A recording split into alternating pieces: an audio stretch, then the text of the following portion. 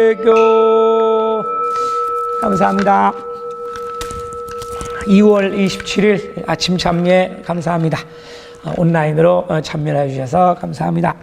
그러면 본문을 배독을 하겠습니다. 교가에 입끝부터 떨어지는 것이라 생각했는데 이슬도 그때를 알 수가 없다네. 입끝부터 떨어지는 것이라 생각했는데 이슬도 그때를 알 수가 없다네. 계도일선 성인의 교가입니다. 이 교가는 나뭇잎에 맺힌 이슬도 잎 끝에서부터 떨어지는 것이 자연적인 것이지만 바람이 부는 방향에 따라서는 순서 없이 떨어지기도 합니다. 이처럼 사람의 수명도 고령자가 먼저 가시고 젊은 사람이 나중에 간다는 보장은 없습니다. 임종을 먼저 배우라고 하신 가르침을 잘 음미하여 후회 없는 일생을 보내기 위해 매일매일의 신심수행에 정진하는 것이 중요하다고 가르쳐 주시는 교가입니다. 입끝부터 떨어지는 것이라 생각했는데 이슬도 그때를 알 수가 없다네. 이 교가는 지금 말씀을 드린 내용처럼 무상, 우리 이 세상은 무상이다. 무상 그러면 왠지 어둡고 쓸쓸하고 외롭고 이러한 이미지가 있습니다만 매번 말씀을 드리듯이 불교는 무상을 알고 그렇기 때문에 더 모든 면에서 내 생활도 내 신심 더 적극적으로 매일매일 하루하루를 소중히 열심히 살고 충실히 살고 신행에 매일매일 정진을 해서 적광정토 임종을 맞이해서 적광참배를 할 수 있도록 하는 것이 이 무상을 배우는 이유이다. 이렇게 말씀을 드리고 있습니다. 재행무상, 이 모든 것은 무상이다. 이 세상의 모든 일들은 이 우주의 모든 법계의 진리는 그대로인 것은 하나도 없는 것이다. 재행무상. 이것은 열반경에 나오는 아주 유명한 말씀인데요. 이 재행무상 그 다음에 나오는 이 경문이 시생멸법이라고. 이 세상은 모두 그대로인 것은 하나도 없고 변하는 것인데 또 언제 어디서 어떤 일이 일어날지 모르는 것인데 이 생기는 것, 멸, 없어지는 것, 이 법을 나는 알고 있다. 이렇게 설산동자라고 하는 설산, 히말라야 산맥, 항상 눈이 쌓여 있는 추운 곳에서 수행을 하고 있는 어린 동자가 있었다. 이 동자에게 어느 날 사람을 잡아먹는 나찰이라고 무시무시한 귀신이 나타나서 재행무상, 시생멸법, 이 세상은 무상인데 나는 이 무상에서 벗어나는 법을 알고 있다. 이렇게 말을 합니다. 그 법이 무엇입니까? 하고 가르쳐 주세요. 라고 이 동자 부탁을 했더니 나는 지금 너무 배가 고파서 말을 해줄 수가 없다. 말할 기운이 없어. 그러면 그 법을 가르쳐 주시고 나를 잡아 드시오. 이렇게 말을 합니다. 정말 그럴 수가 있느냐?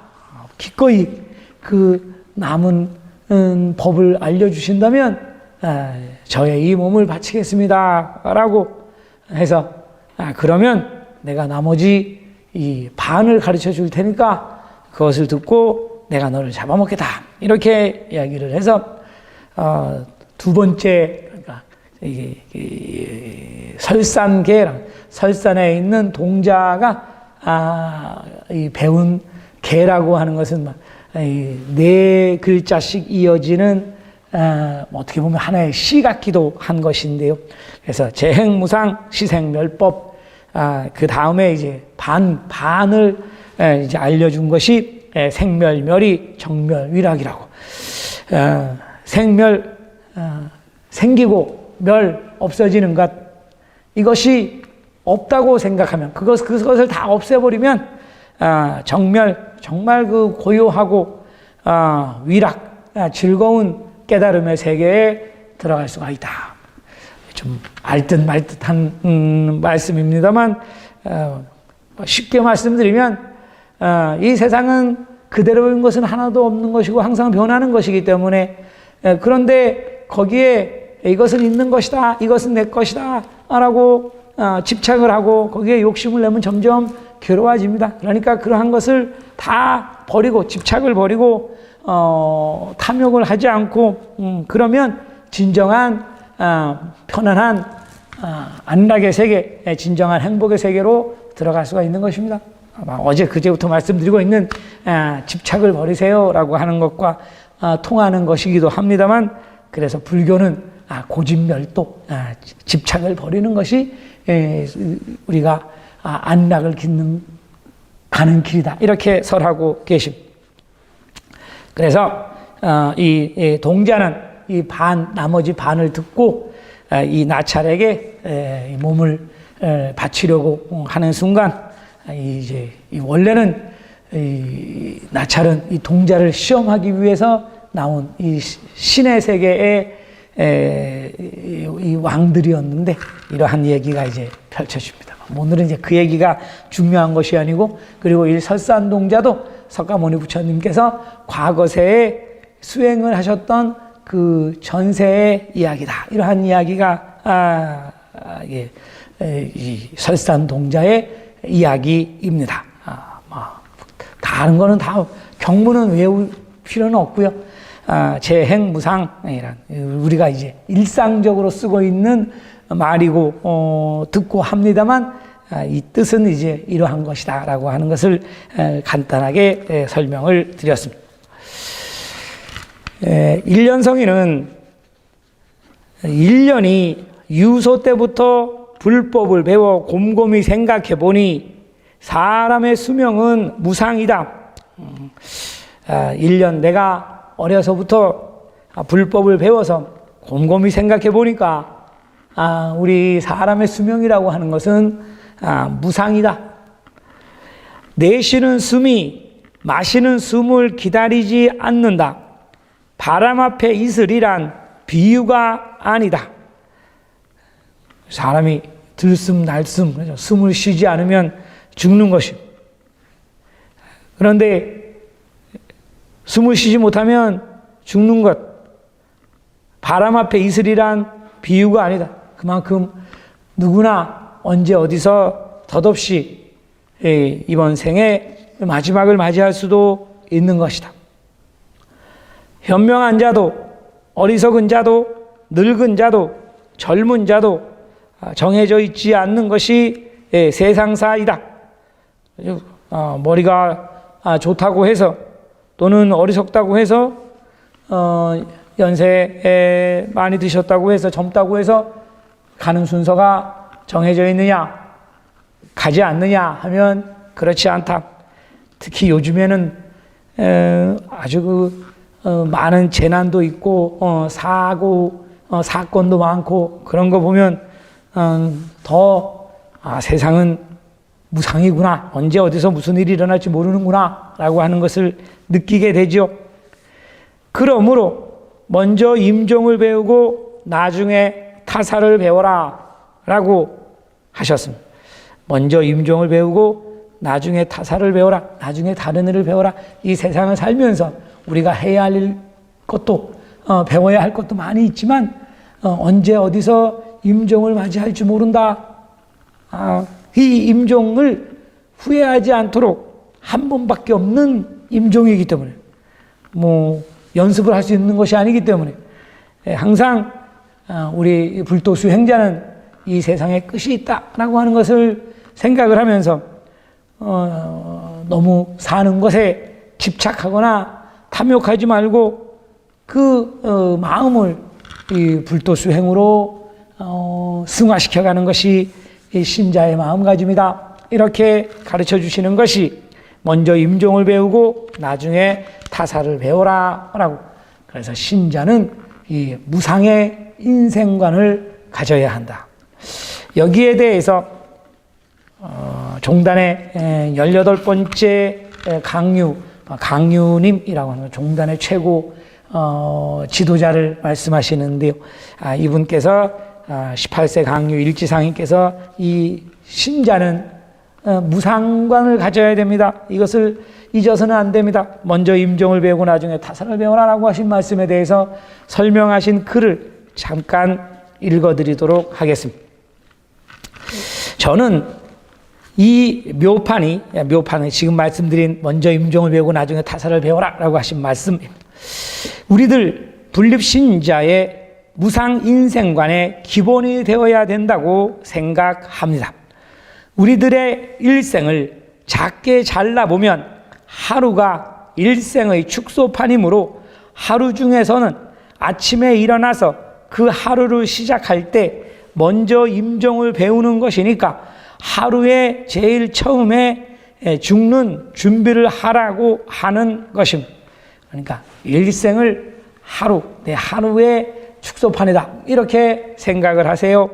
그래서 아침에 눈을 뜨면 오늘 어떻게 죽을 것인가, 오늘 밤 어떻게 잠을 들 것인가 라고 하는 것을 준비하라는 말씀입니다. 다시 말씀드리면 오늘은 언제 죽어도 좋다는 각오로 후회가 없도록 공덕을 쌓아두라고 하는 것입니다.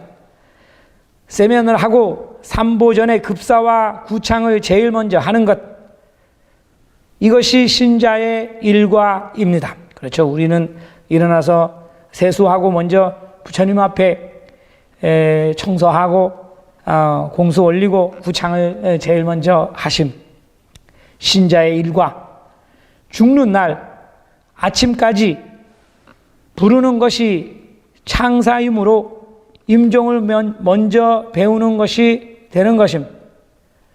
그러니까 임종을 먼저 배워라 라고 하는 건 뭐냐 하면 결국은 마지막에 임종을 맞이하는 그 순간 나오며 호랭애교 하고 여설수행조 제6단에서 말씀하신 구창을 하면서 임종을 맞이하는 것, 이 연습을 매일매일 부처님 앞에 앉아서 하는 것, 이것이 임종을 배우는 것이다.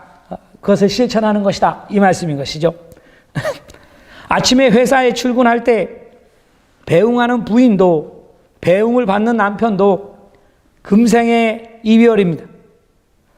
싸우면서 헤어지는 것은 우의 극치입니다. 그러니까 일생을 하루로 놓고 보자 이 말씀이시니까, 그러면 오늘 하루가 나의 마지막 날이니까 금생의 이별이다. 마지막은 좋게 헤어져야 되지 않느냐 이 말씀이죠. 어떤 사람도 어떠한 경우에도 마지막 이별은 아름답고 뒤끝이 좋은 것이 바람직한 것입니다. 하물며 부부간이나 부자간의 이별은 더욱 아름다워야 할 것입니다. 매일 아침마다 매일 헤어짐이 항상 있다고 생각해서 기분 나쁜 이별을 하지 말고 저녁 식사도 가족이 모여 앉아 하는 이 식사가 마지막일지도 모른다고 정성 들여 식사 준비를 하는 것이 무상의 인생관이 몸에 붙은 주부의 마음가짐일 것이고, 가족들이 불평이나 잔소리를 그만두고 즐겁게 식탁을 둘러앉는 것이 금생 마지막 단란한 가정에 어울리는 마음가짐입니다. 그러니까 오늘이 마지막이다 이렇게 생각을 하면 이런 마음이 일어나지 않겠습니까? 이런 마음으로 해야 되지 않겠습니까? 라고 하신 말씀. 지금 제가 쓰고 있는 이 원고도 이것이 절필이 될지도 모르는 것입니다. 마지막 원고가 될지도 모른다. 이런 말을 하면 우울하다던가 불길하다고 세간에서는 생각할지 모르지만 실은 모두 반대입니다. 특히 우리나라는 이러한 무상이라든가 임종이라든가 이러한 것 자체를 되게 꺼리는 그런 문화가 있죠. 그래서 왜 아침부터 재수없게 그런 말을 하냐고. 근데 모두 반대다. 마지막 원고니까 적당한 마음으로 펜을 들 수 없을 것이며 식사 준비도 할 수 없이 억지로 하지는 않을 것입니다. 마지막 구창이라고 생각한다면 졸면서 하지는 못할 것입니다.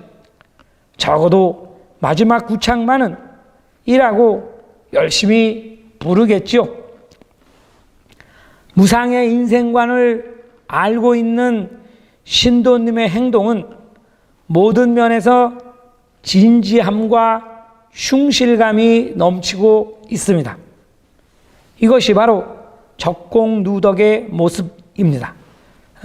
매일 모든 면에서 진지하고 충실하고 그러한 마음으로 살면 매일매일 적공이란 공덕이 쌓이고 덕이 쌓인다, 덕이 더해진다는 뜻인데요. 그러니까 매일매일 이렇게 살면 매일매일 오늘이 마지막이다라는 그러한 마음으로 열심히 최선을 다해서 나의 가정도 내 회사 일도 나의 신심도 그러면 매일매일이 공덕이 그렇게 쌓이는 것입니다. 무상관은 인생의 중요한 지혜이며 이 지혜를 갖지 않는 사람의 생활은 여러 면에서 실패나 낭비가 많은 결과를 초래하게 됩니다. 그러므로 무상만큼 좋은 마음가짐도 없습니다. 라고 오래전에 쓰신 글인데요. 언제 읽어도 이 무상을 잘 가르쳐 주시는 말씀입니다. 그러니까 우리는 무상만큼 좋은 것은 없다. 그렇기 때문에 모든 면에서 오늘 하루 열심히 최선을 다해서 본공을 하고 공덕을 쌓고 또 가족들과도 주변 사람들과도 이런 오늘이 마지막일지도 모른다 이러한 마음으로 사는 것, 신자가 무상관을 배우는 이유인 것이다. 그렇기 때문에 매일매일 공덕을 쌓는 것에 게을리해서 안 된다 이렇게 가르쳐 주시는 교가입니다. 교가의 이 끝부터 떨어지는 것이라 생각했는데 이슬도 그때를 알 수가 없다네. 보문 발품 소현상행 소전몰이나 하중에 나음요 호랭개교 나음요 호랭개교